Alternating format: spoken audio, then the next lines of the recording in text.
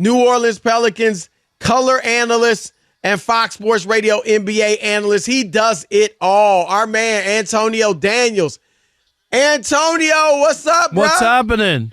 What's up, fellas? How y'all doing on this blessed Monday? Yes. We are great, on brother. a Magic City Monday. There we go. It is so much to get to. Let's go. Let's get started. We were talking earlier about Joel Embiid, and look, he's hurt every year during the playoffs. I don't necessarily blame him, but his body just seems like he can't play like 70, 80 games a year, including the playoffs. Right. What was that? He can't get right. So I'm wondering. I'm just throwing something out. Chris is ready to move on. No. I would listen. I'm not shopping him, but I would listen. But this is the real point I want to ask you about, Antonio. And his jump shot is awesome. I've stopped saying just go down low, because he's such a great jump shooter. But I do think, Antonio, if he played more on the block, it would save some wear and tear on his joints. As huge as he is, not just tall, but actually big, do you think that it might help him if he played more on the post and wasn't always outside as much, being that he's so big? Could that help him physically? No, here's my thing with that. Like that's one of those things, Chris, that sounds great. It sounds fantastic. It's almost like, when guys get injured, and then we say things like, well, he gets injured a lot because he's explosive. If he stopped going to the rim, then he wouldn't get hit as much.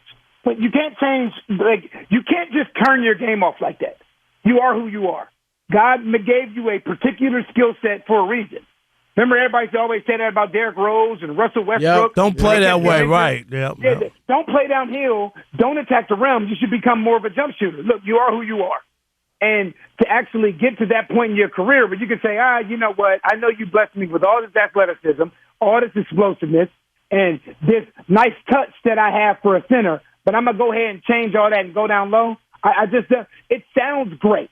And I'm not saying that I disagree with you, but I think that's something that's easier said than done. I mean, he hasn't done it in his whole career, you know what I mean, for the most part, so I get it.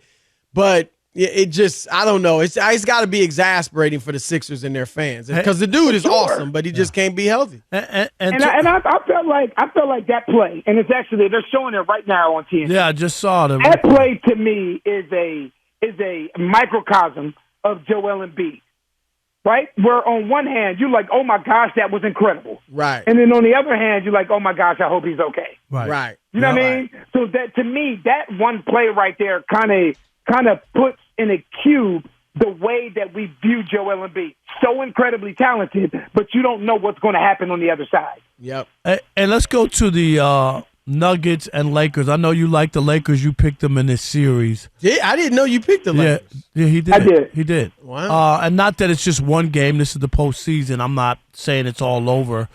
But the Nuggets have won 9 in a row, came back big in the second half. What did you make of that? Did that game say anything to you? No. I mean, the thing for me, Rob, it's this time of the year brings an overreaction to game ones, one way or another. It's a given. Every playoff, it's the same thing.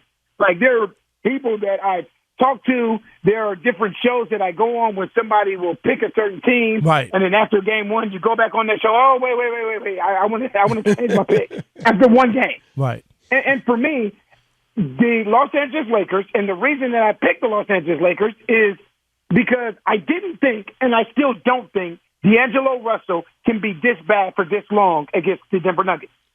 He's that third guy.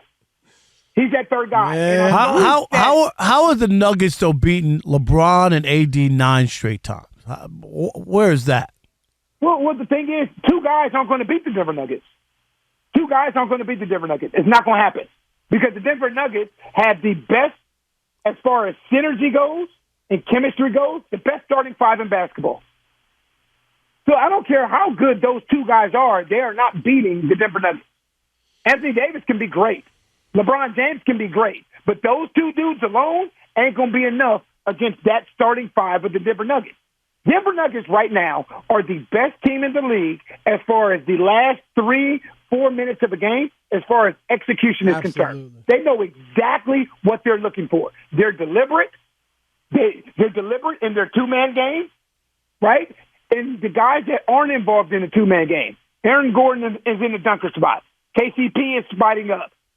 Michael Porter Jr. is spotting up. And now you put your two best players in action.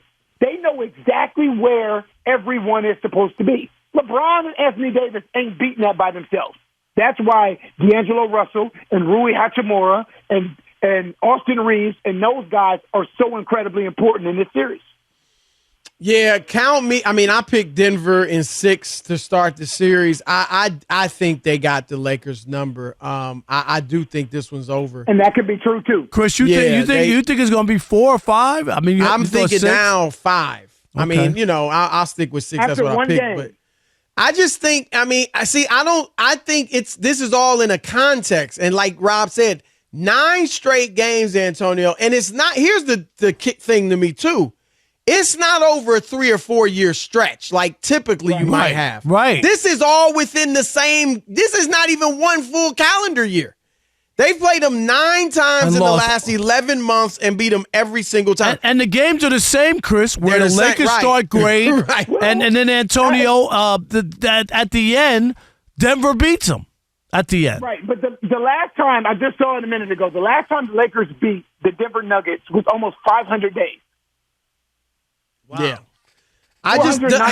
Let me ask you this. And look, LeBron obviously he's seen it all and done it all. But when you've lost to a team that like 9 times in a year, does that wear on you mentally? I don't care who you are. It has to.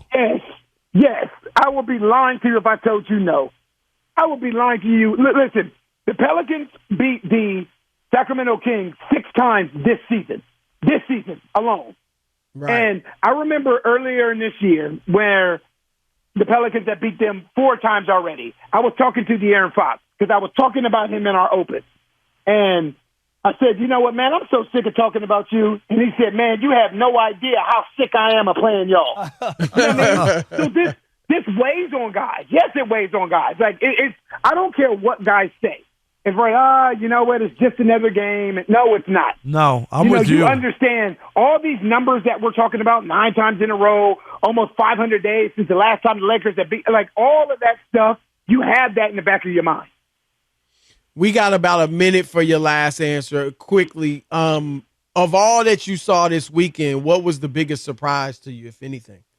The biggest surprise for me, honestly, was the way the Dallas Mavericks came out against the LA Clippers. Yes. What was that? My biggest surprise. Because going into the playoffs, I thought the Dallas may have been the most dangerous team with those guys, meaning Luka and Kyrie, playing the way they were playing. And the way that they came out against the Clippers, like, that is the last thing I expected. But I will say this, though.